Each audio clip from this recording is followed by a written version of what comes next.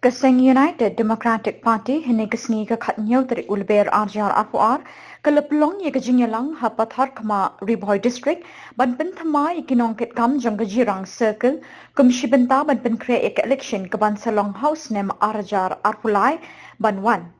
Hakini kesni leidan ringkat lang President ke UDP Ribhoi District lembat Chief Advisor ubak bendo lanong bat kiwe. Bat lapin skem ru i Nongkitkam Pynthymmai jang ketiga circle da ubak bendo em lanong. Nongkitkam Pynthymmai jang ketiga circle ki kentopio President ubak Badhok Nong Mauli, Working President ubak Artist Rani, ubak Witness Singli, General Secretary ubak Singki Lamari, bat legit ru ia prangut ki Vice President bat lapin Pynthymmai ru i ki Shispa sendai pusan ngut Nongkitkam Pynthymmai jang ki sub circle. Siap mensuah, mungkin kita yang nong kawai. Dan jika tertiap tu, mereka berjauh dan menunjuk. Masalah itu kan. Apa amat dia sudah mengkalakan, dia dah wait dia berlak.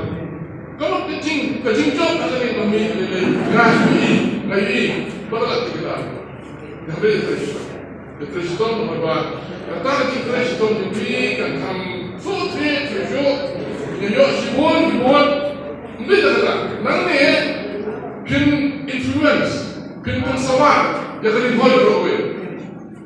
Saya nampak, saya menghati, saya boleh, pintu sawah, nanti boleh, pintu sawah bagi setiap. Ini kuat, maka parti UDP kan warna pensiuti yang suka buat dia semua. Ini dari Malaysia ini, mentaya menjadi, mentaya menjadi distrik, dapat hasil mission position. Dekat sana, kecincok ini, kecincok yang apa? Ribhoi berkuai, wah, nak nyokin, bila berkuai orang nyokin, tak boleh. Dari kasih kejogi, bat nagorohil kujo, ngiwa rajam masjid. Bat ngadon kecingkerman kepaskan pemerintah keletap sang pusdam. Basa sisir, kene kal jong regional party kan kawe state kejumi.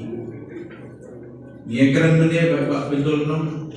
Haki konsumsi berper apa ke state kejumi. Kal RUDP KP.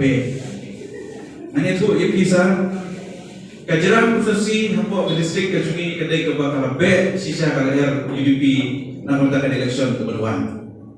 Bat kendai ke iklan ke cuma, kendai ke start ke cuma, kendai ke start cungi, sausan buat remote cipomot ke nengang. Mereka jikwa jom upai pak nong sosong jom konsumsi ban wenra yang kecil ha esensial kadar apa konsumsi kecuali